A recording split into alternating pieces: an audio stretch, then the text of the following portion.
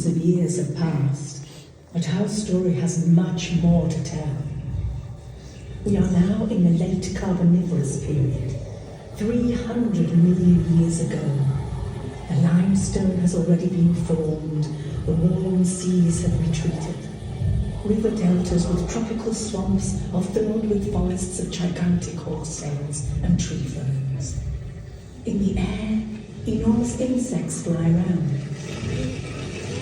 Over time, the forests die, and the rotting vegetation compresses and solidifies to eventually become coal.